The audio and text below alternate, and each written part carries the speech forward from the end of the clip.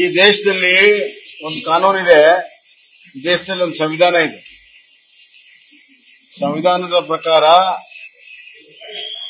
ಎಲ್ಲ ಸಂಘ ಸಂಸ್ಥೆಗಳು ಸ್ವತಂತ್ರವಾಗಿ ಕೆಲಸ ಮಾಡುವಂತ ಅಧಿಕಾರ ಇದೆ. ಅದನ್ನ ಯಾರು ಕೂಡ ಕಸ್ಕೊಳ್ಳೋಕೆ ಸಾಧ್ಯ ಇಲ್ಲ.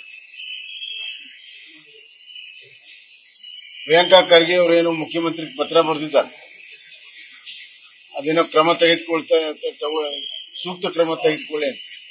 ಸೂಕ್ತ ಕ್ರಮ ಏನನ್ನೋದನ್ನ ಹೇಳಬೇಕು. ಮತ್ತೆ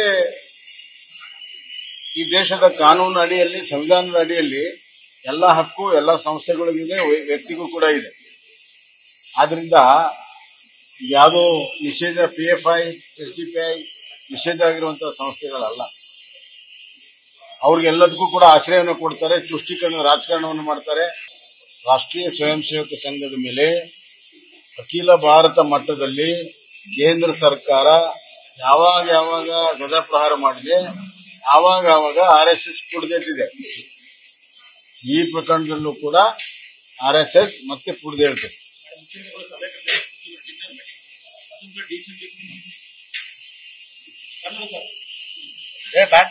ಹೇಳಾರಲ್ಲ ಏನ್ ಊಟದ್ದ RSS ಹೇಳದ್ರಲ್ಲ, ಊಟದ್ದ ಆ ಊಟದ್ದು ಎದರ ಸಲುವಾಗಿ ಕರೆದಿಲ್ಲ ಅವರು. ಗುಜರಾತ್ಗೆ ಬಿಹಾರಕ್ಕೆ ಎಲೆಕ್ಷನ್ ಮಾಡ್ಬೇಕಾಗ್ಯದ. ಆ ಬಿಹಾರದ ಎಲೆಕ್ಷನ್ಗೆ ಫಂಡ್ ಕಲೆಕ್ಷನ್ ಸಲಾಗಿ ಊಟಕ್ಕೆ ಕರೆದಾರ, ಮತ್ತೆ ಅದಕ್ಕೂ ಅಲ್ಲ. ನ್ಯೂಸ್ ಫಸ್ಟ್, ನಿರ್ಭೀತಿಯಿಂದ ನಿಮ್ಮ ಪರವಾಗಿ.